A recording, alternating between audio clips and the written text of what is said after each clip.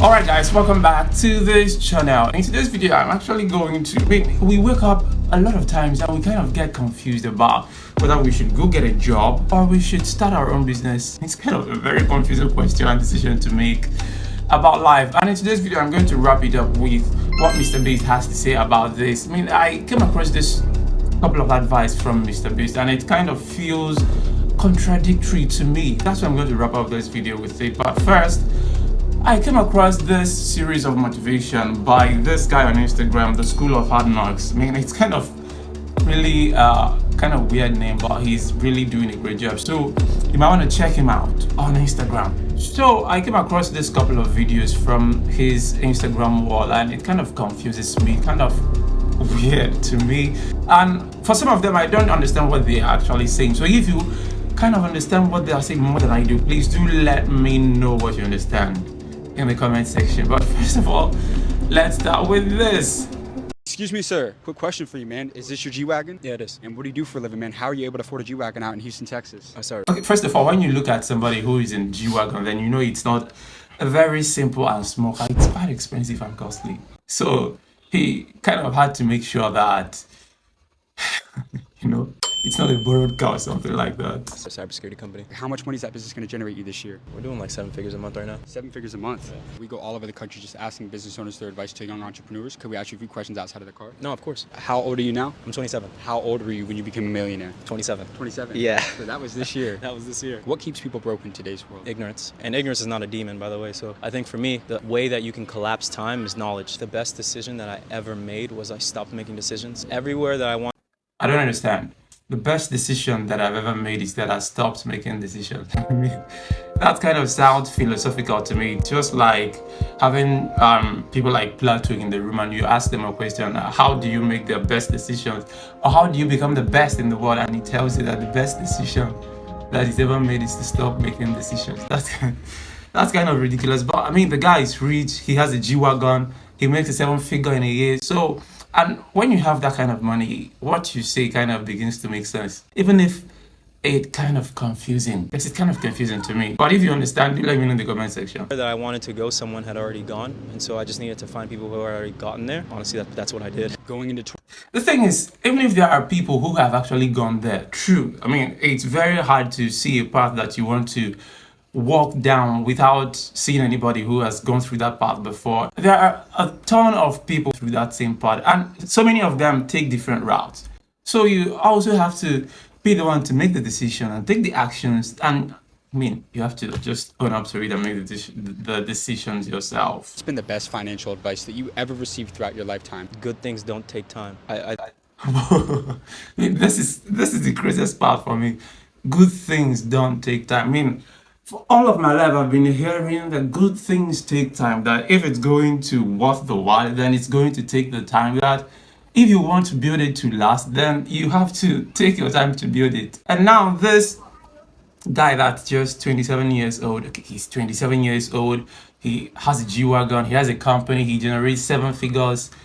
He's now telling me that good things doesn't take time. Honestly, I do not understand. So if you kind of understand this philosophy, please can you help me break this philosophy down in the comment section, because it's kind of driving me crazy right now. This next person is actually quite aged, so he probably understands life more, even though I wouldn't judge the previous person by what he said, because he made a lot of sense, but for some reasons I quite do not understand much of the things or everything that he said. So let's hear from the second man. Excuse me, sir. Question for you. Have you ever been broke before? Yes. Yeah? It's fun. What do you do? I kind of find this one funny. Have you ever been broke before? If that kind of question was thrown to someone like me, I've been more broke than I have ever been unbroke before. But is there anybody that has never been broke before in their life? Yeah, in Bill Gates' daughter, a ton of them. Yeah, if you were born with a silver spoon, then I don't think you would be broke. Even if you run out of money, then you can actually call people to get you some money. But let's continue. What do you do for a living out here in New York City? What's that? What do you do for a living out here in New York City? Finance. How long have you been on Wall Street for? 40 years, 42. Let me ask you this real quick. I started a channel at the University of Texas. I grew it to 5 million followers. Hook 'em, yes sir. I go all over the country just asking people a couple quick questions on their best advice to the younger generation. I get just 1 minute of your time real quick. I promise you it'll be worth it. What's the greatest lesson that you've learned about money throughout your career? Save every penny you can. Okay, this is pretty simple. Save every penny you can. So, but it kind of feels weird to me because sometimes, especially if you live in countries like mine, Nigeria, where saving is actually quite difficult. Yeah, saving every penny you can is quite difficult, especially if you do not have a steady income. And even if you have a steady income, with the state of the economy of the country, I mean that you cannot project what your expenses would look like, because if you go to the market to buy something like, let's say, a biro today and you buy it for like $50, you don't even have to go the next day. Just go in the next couple of minutes, then you'll be shocked that the price might have skyrocketed. So how do we actually save every penny that we can when we live in an uncertain economy? I mean, if you know the answer, just let me know in the comment section, because it's kind of confusing me. Yeah, that's why I'm making this video. But let's continue. I'm 64. When you're younger, you think money's going to grow on trees, save every penny you can. And you said that you I had... would say, what are 3 words you would give your younger self to save more money? Yeah, let me ask you this, because you said that you had been broke before. Yeah, yeah. Well, what was that turning point for you towards financial freedom? Fear of failure. Number one motivation of man. What's the most common mistake that you see people make with their money that prevents them from creating... Invest with friends or family. Yeah? So, last one for you. The first time I heard him say this, I mean, it threw me off balance. I mean, what's the worst mistake that you think people make with their money and you say invest with friends and family? We've been hearing over and over again that you should invest in people. And if you're investing in people, the first set of people that comes to your mind to invest in are your family, then your friends. But according to this financial advice, we are hearing now that one of the worst mistakes that you can make with your money is to invest with friends and family. Well, I kind of understand where he's coming from. I mean, it will always get emotional when it has to do with family or friends. But if you can defeat that, which is actually quite difficult. So if you know how to work around this, if you know the answer, let me know in the comment section. Please, I'm begging you. 5 and a 10-year plan. If you're going to go to work for a company, they don't give a shit about you. Start your own business. Now, this is the craziest advice that I hear over and over again, which is actually why I'm making this video. The reality is that nobody gives a shit about you, not even the customers, if you decide to build a business. So when we tell people that if they are going to go work for a company, that the company does not give any shit about them, that's the reality. And I don't see anything wrong with that. I mean, the company is there to make profit. So with or without you, they will always kind of find a way to work around and make profit. And if we kind of vilify working for people, if we kind of make it an evil to be an employee and work for other people, then how are our own businesses actually going to be sustained? If we go out to start our own businesses, definitely we will still have other people who are working with us, not as partners, but as employees. So, I mean, if everybody happened to be self-employed, then who would be the people at the back end of YouTube's algorithm?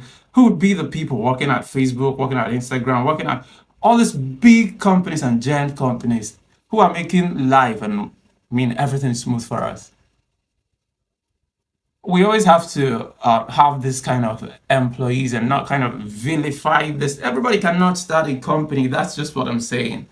But if you know a better way that we can walk around this thing, once again, let me know in the comment section. But like I said before, I'm going to be wrapping this video up with what MrBeast said. 2 things about getting employed and also starting a business. And he said, it's painful to see people quit their jobs / drop out of school to make content full-time before they are ready.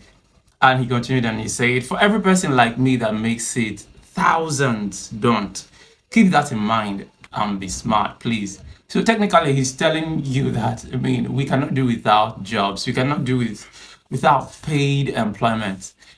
Aside from being a full-time content creator, even if you decide to leave whatever you're doing and to start your own business, it's really, really risky. But it's even riskier when the same person, MrBeast, is actually telling you another thing that kind of feels or sounds controversial to this particular one. You're crazy until you're successful, then you're a genius.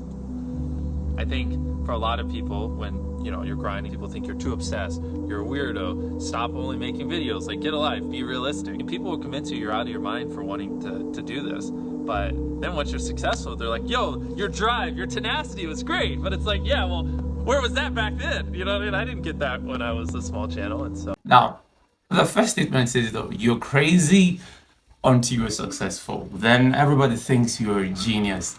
But if you leave everything you're doing, if you decide, okay, I'm not going to work day job again, I want to set up my own business, that's a very crazy idea. But if you want to leave everything you're doing and say, okay, I want to move into content creation for that, especially in a country like mine, that if you're living outside of this country, you may not understand what I'm saying, but it's quite crazy. It's quite stupid. It's quite foolish to even think about it, not to talk of doing it. That's really crazy, and that's one of the craziest things about life. We cannot change it. Until you're successful, people think that you are stupid, that you're crazy, that you're not being realistic. But according to Burna Boy, once you make it, then you don't have to give any other explanation again. Once you make it, you become the inspiration, you become the motivation, you become the great stories that should be told to every other person out there. But when you actually needed it, which is actually when you were starting out, nobody gives that shit to you. So that's why it's actually crazy that I'm wrapping up this video here right now. What do you think? Should I leave this whole idea of content creation and go get a job? And if you think I should go get a job, please do give me one. If you give me one, I go take on. Yeah, I'll gladly embrace it. Yeah. And up until then, please do well to subscribe to this channel. Yeah, please subscribe to this channel if you watched up to this point, because this is what I'm building. Please subscribe to this channel. And don't forget to like and share this video. Till I come your way again, a P for peace.